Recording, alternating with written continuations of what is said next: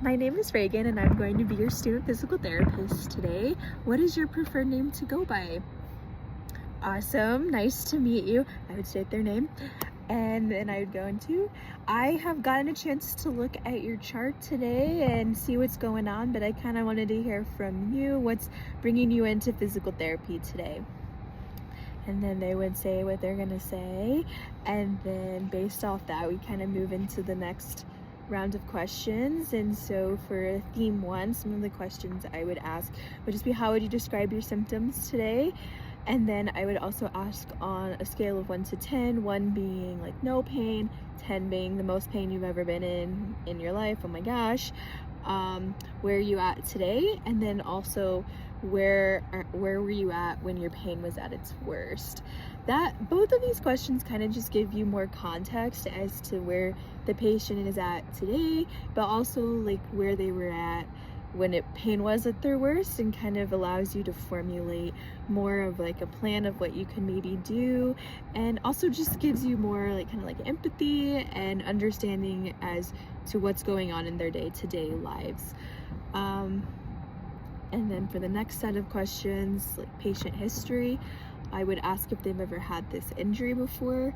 I think that's an important question to ask, because if it's like a repeat injury, then like you kind of need to try to also maybe figure out like, why does this keep happening, and if you can stop that problem.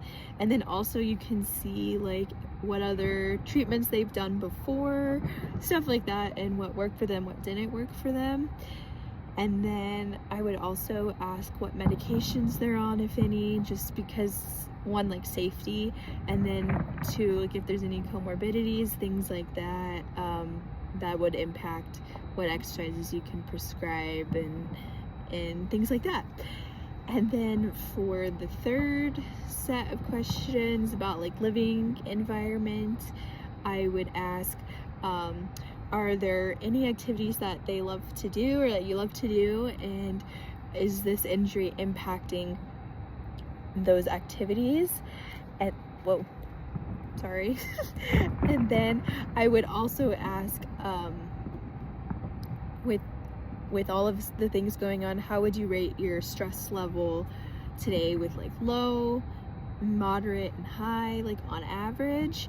That way, just so that way we know that there's a lot of things going on in people's lives, and if someone's really, really stressed, it's going to impact how physical therapy goes, and vice versa. So it's just getting more context into who the person is and what's going on in their daily lives on a regular basis. And then for my conclusion, I would go ahead and repeat back to them a summary of what they said. So I would be like, hey, I would state their name, and then I would be, I'm going to repeat back a summary of what we just talked about. Feel free to interject if you think you need to add something, or if I said something, just let me know, and then we will go ahead and get started with the rest of our day.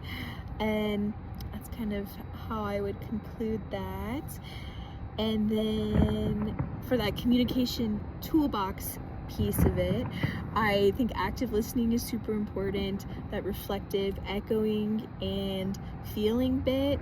And then I also think summarizing the content like at the end, but also you could summarize it like at the end of each question set, or summarize something like after, like I would probably summarize a brief bit after that first question of asking why they're coming into physical therapy today, kind of just like as conversation flows. And I think all of these communication toolbox pieces are important, because it really allows the patient to feel like they're being heard and seen, versus like there's nothing worse than going to the doctor's office and then they're just asking questions and they're like and you just like don't feel like heard or seen. So I think it also helps with building that relationship between patient and physical therapist, and building that trust between you guys. And I mean, you could be seeing them a lot, so it'd be helpful to kind of just start using those communication tools and active listening.